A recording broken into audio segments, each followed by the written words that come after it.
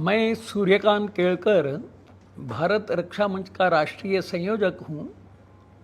भारत रक्षा मंच यह देश में विशेष रूप से घुसपैठियों के विरुद्ध काम कर रहा है। अभी ये जो मणिपुर का विषय आया है, इसमें भी ये साफ दिखाई देता है कि बाहर से आए हुए घुसपैठिए वो देश के लोगों को, मणिपुर के जो स्थानीय लोग हैं उनके ऊपर हावी हो रहे हैं, उनके ऊपर अत्याचार कर रहे हैं। उनको ये सब काम करने के लिए उन्होंने जो तरीका अपनाया है वो है आतंकवाद का। उनके टेररिस्ट ऑर्गेनाइजेशन बने हैं।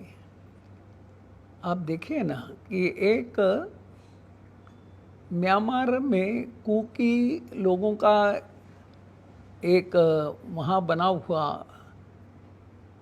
एमपी यानी संसद का सदस्य, वो माइग्रेट करके मणिपुर की तरफ आता है और एक आतंकी संगठन तैयार करता है, और जिससे स्पष्ट ही है कि उनका इरादा मणिपुर को देश से अलग करने का, अलग एक आतंकी लोगों का राज्य बनाने का, ये उनका प्रयत्न है। कई लोग मारे गए, और केवल इतना ही नहीं, साथ में उसे एक रिलीजियस रंग देने के लिए साथ ही साथ मंदिरों को जलाया भी गया। और ये पूरा प्रयत्न किया गया कि ये ईसाई और हिंदू इनका संघर्ष है। वास्तव में संघर्ष जो है वो है बाहर से आए हुए आतंकवादी, घुसपैठिए, कुकी और स्थानीय मैतेई, इनके बीच यह मामला है। यह बात भी ध्यान देने लायक है कि लगभग 1.5 लाख कुकी ये म्यांमार से शिफ्ट होकर भारत में आए, मणिपुर की तरफ आए।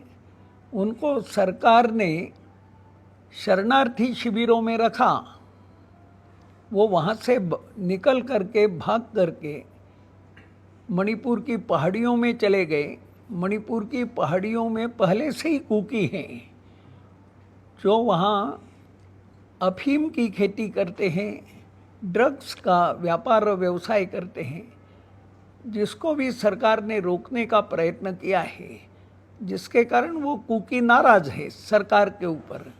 और मैतेइयों का जो जुलूस था उस पर हमला किया। केवल हमला ही नहीं, मंदिर जलाए, बलात्कार किए, ये सब किया है। कि बाद में जब मैतेइयों ने भी कुकी लोगों को मारा पीटा, तो उसमें जो चर्चेस जलाए गए, तो वो चर्चेस जलाने में भी कुकियों का ही हाथ था। यह भी कुछ जगह सामने आया है।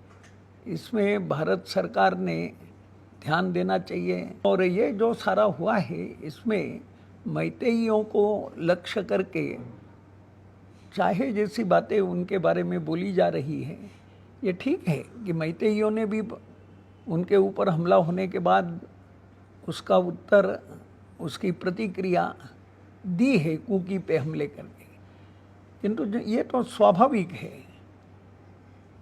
और इसलिए मणिपुर के मैतेई समाज को दोषी कहना, ये भारत रक्षा मंच गलत मानता है। भारत रक्षा मंच ने अभी 30 जुलाई को पूरे देश में मैतेई समर्थन दिवस मनाया, क्योंकि हम ये मानते हैं कि इस सारे संघर्ष में वहाँ का निवासी मैतेई ये सही है, और उसके साथ अन्याय किया जा रहा है।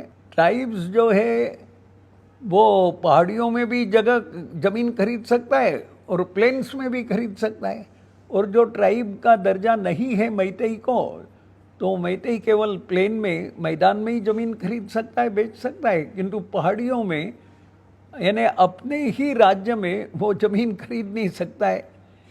ये वास्तव में अन्याय है, स्पष्ट रूप से अन्याय है। तो ये सब दूर करते हुए सरकार ने योग्य व्यवस्था करनी चाहिए, ऐसी भारत रक्षा मंच मांग करता है। मेरे पास में ही महेश्वर जी बैठे हैं, ये वहीं से आते हैं, किंतु वहाँ काफ़ी सक्रिय हैं ये सामाजिक क्षेत्र में।